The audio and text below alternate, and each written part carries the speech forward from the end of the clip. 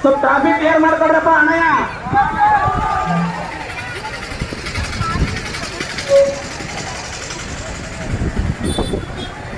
ಬರೇಮ್ಮ ಬರೇ ಬರೇ ಬರೇ ಬರೀ ಬರೀ ಮುಂದೆ ಬರೇ ಬರೇಮ್ಮ ಬರೀ ಮುಂದೆ ಬರೇ. ಬೇಕೇ ಬೇಕು.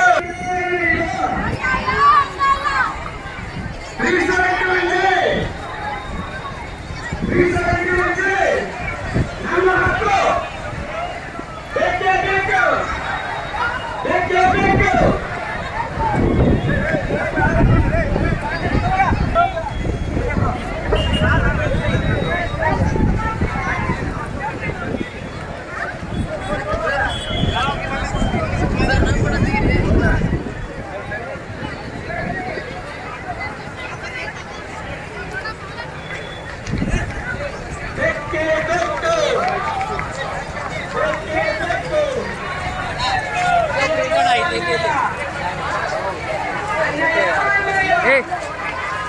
ನಮ್ಮೆಲ್ಲ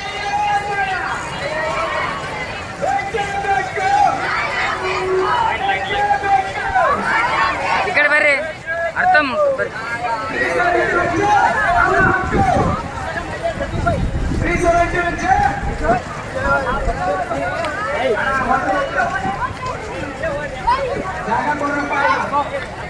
ನಮ್ಮ ಮಕ್ಕಳು ಮಂದಿ ಸಲ ಹೋರಾಟ ಮಾಡೋದಕ್ಕೆ ಜಾಗ ಕೊಡ್ರು.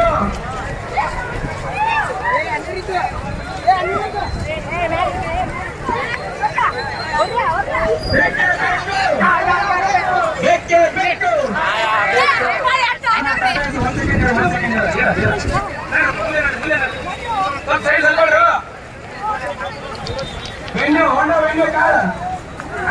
ಕಾಳಜಿಯನ್ನ ಇವತ್ತ ತೋರಿಸ್ತಾರಂದ್ರೆ ತಪ್ಪಾಗಲಿಕ್ಕಿಲ್ಲ.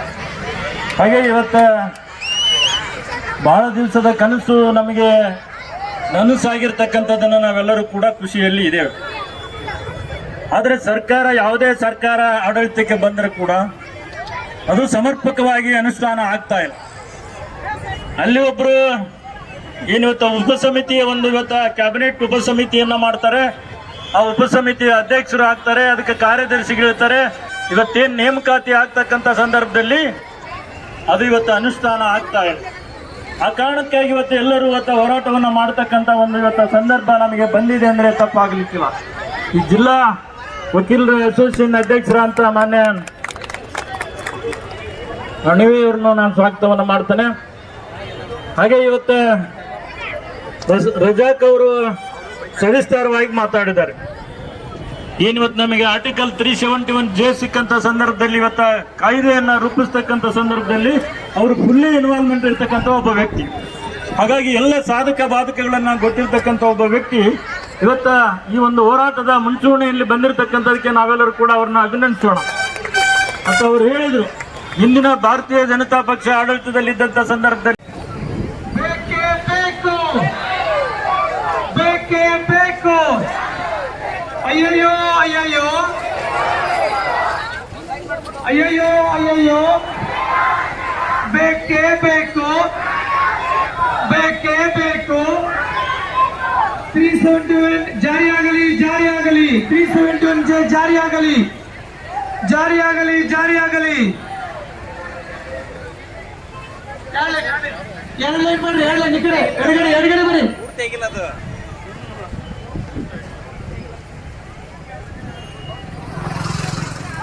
ಒಂದ್ ಲೈನ್ ಒಳಬರಿ. ಕಾಳಜಿಯನ್ನ ಇವತ್ತ ತೋರಿಸ್ತಾರಂದ್ರೆ ತಪ್ಪಾಗಲಿಕ್ಕಿಲ್ಲ. ಹಾಗೆ ಇವತ್ತ ಬಹಳ ದಿವಸದ ಕನಸು ನಮಗೆ ನನಸಾಗಿರ್ತಕ್ಕಂಥದ್ದನ್ನು ನಾವೆಲ್ಲರೂ ಕೂಡ ಖುಷಿಯಲ್ಲಿ ಇದ್ದೇವೆ. ಆದರೆ ಸರ್ಕಾರ, ಯಾವುದೇ ಸರ್ಕಾರ ಆಡಳಿತಕ್ಕೆ ಬಂದರೆ ಕೂಡ ಅದು ಸಮರ್ಪಕವಾಗಿ ಅನುಷ್ಠಾನ ಆಗ್ತಾ ಇಲ್ಲ. ಅಲ್ಲಿ ಒಬ್ಬರು ಏನಿವತ್ತ ಉಪಸಮಿತಿಯ ಇವತ್ತ ಕ್ಯಾಬಿನೆಟ್ ಉಪಸಮಿತಿಯನ್ನ ಮಾಡ್ತಾರೆ. ಆ ಉಪಸಮಿತಿಯ ಅಧ್ಯಕ್ಷರು ಆಗ್ತಾರೆ, ಅದಕ್ಕೆ ಕಾರ್ಯದರ್ಶಿಗಳಿರ್ತಾರೆ. ಇವತ್ತೇನು ನೇಮಕಾತಿ ಆಗ್ತಕ್ಕಂಥ ಸಂದರ್ಭದಲ್ಲಿ ಅದು ಇವತ್ತು ಅನುಷ್ಠಾನ ಆಗ್ತಾ ಇಲ್ಲ. ಆ ಕಾರಣಕ್ಕಾಗಿ ಇವತ್ತು ಎಲ್ಲರೂ ಹೋರಾಟವನ್ನು ಮಾಡ್ತಕ್ಕಂಥ ಇವತ್ತು ಸಂದರ್ಭ ನಮಗೆ ಬಂದಿದೆ ಅಂದರೆ ತಪ್ಪಾಗಲಿಕ್ಕಿಲ್ಲ. ಈ ಜಿಲ್ಲಾ ವಕೀಲರ ಅಸೋಸಿಯೇಷನ್ ಅಧ್ಯಕ್ಷರ ಅಂತ ಮಾನ್ಯ ಅಣಿವಿಯವ್ರನ್ನು ನಾನು ಸ್ವಾಗತವನ್ನು ಮಾಡ್ತೇನೆ. ಹಾಗೆ ಇವತ್ತು ರಜಾಕ್ ಅವರು ಸವಿಸ್ತಾರವಾಗಿ ಮಾತಾಡಿದ್ದಾರೆ. ಏನಿವತ್ತು ನಮಗೆ ಆರ್ಟಿಕಲ್ 371J ಸಿಕ್ಕಂತ ಸಂದರ್ಭದಲ್ಲಿ ಇವತ್ತ ಕಾಯ್ದೆಯನ್ನ ರೂಪಿಸ್ತಕ್ಕಂಥ ಸಂದರ್ಭದಲ್ಲಿ ಅವರು ಫುಲ್ಲಿ ಇನ್ವಾಲ್ವ್ಮೆಂಟ್ ಇರ್ತಕ್ಕಂಥ ಒಬ್ಬ ವ್ಯಕ್ತಿ. ಹಾಗಾಗಿ ಎಲ್ಲ ಸಾಧಕ ಬಾಧಕಗಳನ್ನ ಗೊತ್ತಿರ್ತಕ್ಕಂಥ ಒಬ್ಬ ವ್ಯಕ್ತಿ ಇವತ್ತ ಈ ಒಂದು ಹೋರಾಟದ ಮುಂಚೂಣಿಯಲ್ಲಿ ಬಂದಿರತಕ್ಕಂಥದಕ್ಕೆ ನಾವೆಲ್ಲರೂ ಕೂಡ ಅವ್ರನ್ನ ಅಭಿನಂದಿಸೋಣ. ಮತ್ತು ಅವರು ಹೇಳಿದ್ರು, ಇಂದಿನ ಭಾರತೀಯ ಜನತಾ ಪಕ್ಷ ಆಡಳಿತದಲ್ಲಿದ್ದಂಥ ಸಂದರ್ಭದಲ್ಲಿ ಪ್ರದೇಶಕ್ಕೆ ಏನು ಅವಶ್ಯಕತೆ ಇದೆನೋ ಅದನ್ನ ಕೊಡಬೇಕು ಅಂತೇಳಿ ಕಲ್ಯಾಣ ಕರ್ನಾಟಕಕ್ಕೆ 371 ಅವಶ್ಯಕತೆ ಇತ್ತು. 371J ಅನ್ನ ನಾವು ಪಡೆದಿದ್ದೇವೆ. ಅದನ್ನ ಯಾವತ್ತೂ ಕೂಡ ನಾವು ಉಳಿಸ್ಕೊಂಡು ಹೋಗ್ತೇವೆ ಅನ್ನುವಂಥದ್ದನ್ನ ಹೇಳಲಿಕ್ಕೆ ಬಯಸ್ತೇನೆ.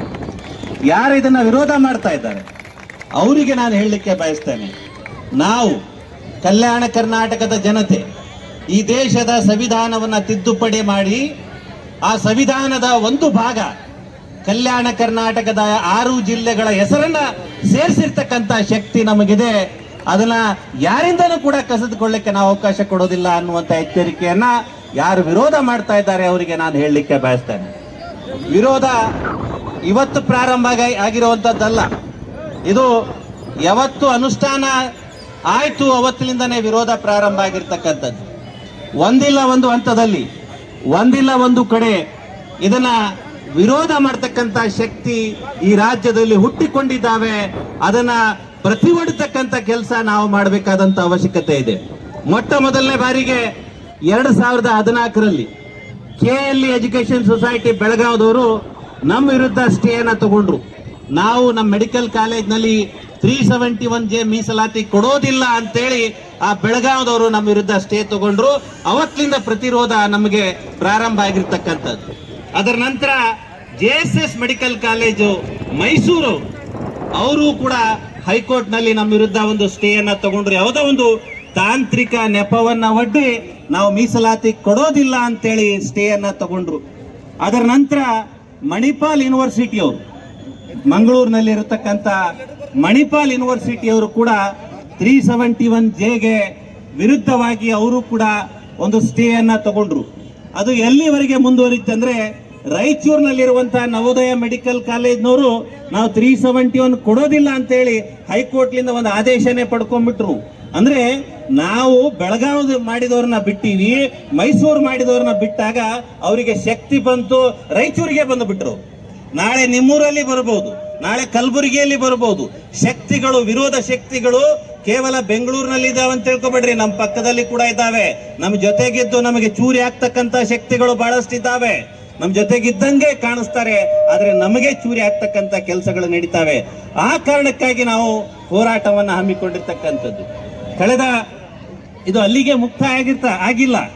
2016ರಲ್ಲಿ ಈ ಕಾಯ್ದೆ ಜಾರಿ ಆದ ಮೇಲೆ ಈಗೆಲ್ಲ ಸಮಸ್ಯೆ ಆಗಿರ್ತಕ್ಕಂಥದ್ದೇನಂದ್ರೆ ಮೆರಿಟ್ ನಲ್ಲಿ ಕಲ್ಯಾಣ ಕರ್ನಾಟಕದ ಅಭ್ಯರ್ಥಿಗಳನ್ನ ಮಿಕ್ಕುಳಿದ ವೃಂದದಲ್ಲಿ ಆಯ್ಕೆ ಮಾಡಬಾರದು ಅಂತ ನಾನೊಂದು ಕೆಟಗರಿಯನ್ನ ಕ್ಲೇಮ್ ಮಾಡಿದ್ರೆ ಜನರಲ್ ಮೆರಿಟ್ ನಲ್ಲಿ ನನಗೆ ಸೆಲೆಕ್ಷನ್ ಮಾಡಬಾರದು ಮೆರಿಟ್ ನಲ್ಲಿ ಅಂತ ಅವ್ರ ವಾದ. ಅದನ್ನ ಈ ದೇಶದ ಸಂವಿಧಾನ ಒಪ್ಪೋದಿಲ್ಲ, ಈ ದೇಶದ ಯಾವ ಕಾನೂನುಗಳು ಕೂಡ ಒಪ್ಪೋದಿಲ್ಲ ಅನ್ನೋದು ಗೊತ್ತಿದ್ರೂ ಕೂಡ ಅವರು ವಿರೋಧ ಮಾಡ್ತಾ ಇದ್ದಾರೆ. ಇದು ಇವತ್ತು ಪ್ರಾರಂಭ ಆಗಿಲ್ಲ. 2020ರಲ್ಲಿ ಜೂನ್ 6ನೇ ತಾರೀಕಿಗೆ ಇಡೀ ದೇಶ ಕೋವಿಡ್ ನಲ್ಲಿ ನಲಗಿತ್ತು, ಇಡೀ ದೇಶ ಬಂದ್ ಆಗಿತ್ತು. ಒಂದು ನರ ಪಿಳ್ಳೆ ಕೂಡ ರಸ್ತೆ ಮೇಲೆ ಇರಲಾರ್ದಂತಹ ಸಂದರ್ಭದಲ್ಲಿ ಗೋವಿಂದ್ ಕಾರಜೋಳ ಅಂತಕ್ಕಂಥ ಒಬ್ಬ ಸಚಿವ ನಮ್ಮ ಕ್ಯಾಬಿನೆಟ್ ಸಬ್ ಕಮಿಟಿ ಚೇರ್ಮನ್, ಅವತ್ತು 371J ಅನುಷ್ಠಾನಕ್ಕೆ cabinet sub committee chairman Govind Karjol ಒಂದು ಆದೇಶವನ್ನ ಮಾಡ್ತಾರೆ, ಈ ಮೆರಿಟ್ ನಲ್ಲಿ ಕಲ್ಯಾಣ ಕರ್ನಾಟಕದವ್ರನ್ನ ಮಿಕ್ಕುಳಿದ ವೃಂದದಲ್ಲಿ ಆಯ್ಕೆ ಮಾಡಬಾರದು ಅಂತ. ಅಲ್ಲಿಂದ ಪ್ರಾರಂಭ ಆಗಿರ್ತಕ್ಕಂಥದ್ದು ಇದು ಹೋರಾಟ. ಅದರ ನಂತರ ಮಾಧುಸ್ವಾಮಿ ಅಂತಕ್ಕಂಥ ಒಬ್ಬ ಸಚಿವರು ಕ್ಯಾಬಿನೆಟ್ ಸಬ್ ಕಮಿಟಿ ಚೇರ್ಮನ್ ಆಗ್ತಾರೆ. ನಮಗೆ ಅವರು ಇಲ್ಲ, ಅವರಿಗೆ ಯಾಕೆ ಮೆರಿಟ್ ನಲ್ಲಿ ಸೆಲೆಕ್ಷನ್ ಮಾಡಬೇಕು, ಇನ್ಮೇಲೆ ಅವರು 2 ಅರ್ಜಿ ಹಾಕ್ಲಿ, ಕಲ್ಯಾಣ ಕರ್ನಾಟಕ ಒಂದು ಅರ್ಜಿ ಹಾಕ್ಲಿ, ಮಿಕ್ಕುಳಿದ ವೃಂದಕ್ಕೊಂದು ಅರ್ಜಿ ಹಾಕ್ರಿ, ಇಲ್ಲಿನೂ ಫೀಸ್ ಕಟ್ಲಿ, ಅಲ್ಲಿನೂ ಫೀಸ್ ಕಟ್ಲಿ, ಇಲ್ಲಿನೂ ಎಕ್ಸಾಮ್ ಬರಲಿ, ಅಲ್ಲಿನೂ ಎಕ್ಸಾಮ್ ಬರಲಿ, ನಾವು 2